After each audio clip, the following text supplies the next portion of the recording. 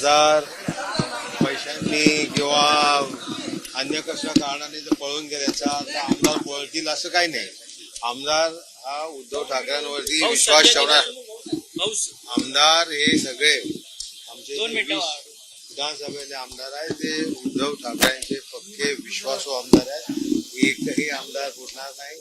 काही कारणास्तव जर आम्ही गैरहजर राहिलो याचा अर्थ आम्ही काही ते 6 खासदार कुठे तसे गद्दारी करणारे आमदार नाही. माझं नाव सुनील राऊत आहे आणि राऊत तुम्हाला माहिती आहे काय महाराष्ट्रात देशामध्ये केव्हा कधीच फुटणार नाही. शेवटच्या क्षणापर्यंत उद्धव ठाकरे. संजय दिना पाटलांचा रोग तुमच्यावरती आहे मुळात. तरी तुम्ही तुमचं आणि त्यांचं वैर आहे त्यामुळे ते सातत्याने राऊत कुटुंबियांना टार्गेट करतात. अरे त्यांचं आणि माझं कसलं वैरच नाहीये. आजपर्यंत संजय पाटलांना एक भावासारखं त्याचं आणि माझं प्रेम होतं. आता पहा काही गोष्टी कॉर्पोरेशनच्या असतात की जो जिंकणारा उमेदवार असो त्याला सीट दिली जाते. त्यांचा आग्रह होता त्या मंचेकरला सीट द्या पण मंचेकर 100% जिंकला नसता म्हणून उद्धव साहेबांनी त्या श्वेता पावसकरला सीट दिली, जिंकून आली. त्याच्यामध्ये काय विशेष आहे. आणि त्याच्यानंतर थोडासा त्यांचा राग आहे आणि तो राग मला असं वाटत नाही. ठीक आहे कधीतरी त्यांना कळेल चूक त्यांची काय ती समजेल. कार्यकर्ते तुमच्या घराच्या बाहेर थांबायचे, एक तास वाट पाहायचे कोणाच्या साहेबांसाठी तुमच्या बंगल्याच्या बाहेर. काय तेच आज अशा पद्धतीची बॉम्ब फेकण्याची भाषा करतायत. हे कितपत योग्य? बॉम्ब फेकणार कोण? बॉम्ब फेकणार संजय पाटील बॉम्ब फेकणार. अरे काय बोलणं आणि करण्यामध्ये त्याला फेकूनच दाखव हिंमत असेल तर. एवढे आम्ही गांडून आहे तो. उद्धव ठाकरेंचा सैनिक एवढा गांडू नाही कळलं का. त्यांनी अशा गोष्टी त्यांनी नाही कार्यकर्त्यांना भेटायला तर उतरला तर पाहिजे घरून 3रा माळ्यावरून 4थ्या माळा हातो गोडे ते बरं. त्याचं घरच कोणाला माहिती नाही.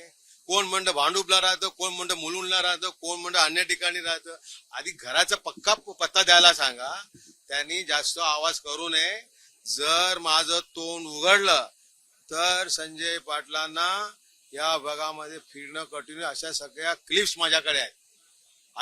माझ्याकडे आहेत की संजय पाटील फिरू शकणार नाही. परंतु तरी सुद्धा माझं अजूनही त्याच्यावरती प्रामाणिकपणे प्रेम आहे.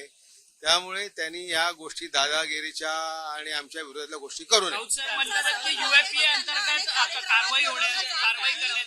कोणावर? दहशतवादी आहेत ते. कोण? संजय दिना पाटील दहशतवादी. संजय पाटील दहशतवादी. ही कुठली दहशत त्यांनी केली हो? कुठली दहशत केली? काय केलं त्यांनी? असल्या दहशत विषय काही नाही. हे सगळ्या गोष्टी आहेत.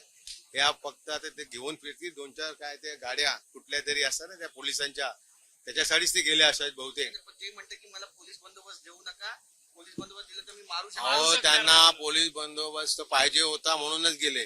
संजय पाटील हा अत्यंत शो बिझनेस आहे. स्वतः कुठे जरी गेले तर 12 गाड्या घेऊन फिरायचे. 12 नंबरचे नाही 12 गाड्या घेऊन कुठेही. त्याच्यात ती जे आहेत ना 12 गाड्यात बसणारी लोक हेच तो त्याचे कार्यकर्ते. बाकी एकही कार्यकर्ता शोधून सापडणार नाही. संजय पाटलांना माझं आव्हान आहे की साधा शिवसैनिक सुद्धा तो घेऊन जावा. माझा उद्धव साहेबांचा एक सैनिक त्यांनी घेऊन दाखवा. एक सैनिक पण घेऊ शकत नाही. ते 12 नंबरचे फिरणारे सोडून द्यावं. पुढची लोकसभा मिळेल तर ना पुढची लोकसभा मिळेल की ती शंका आहे हो त्यांना.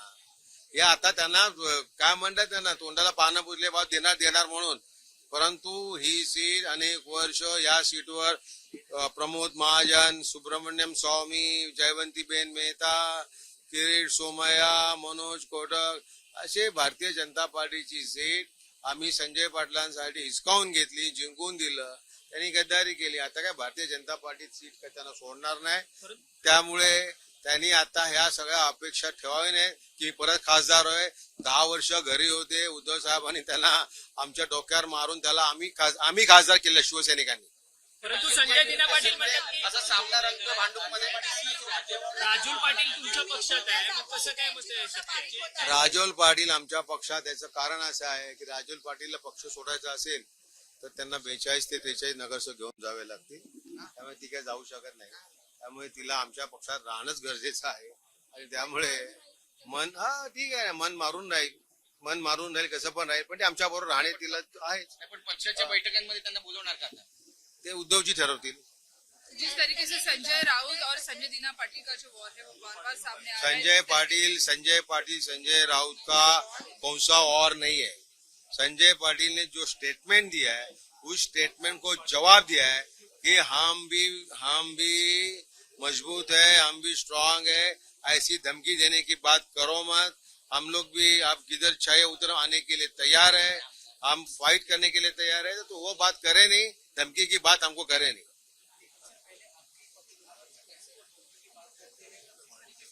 धमकी कभी देना चालू किया जब 4 पुलिस की गाड़ी साथ में घूमते तब ना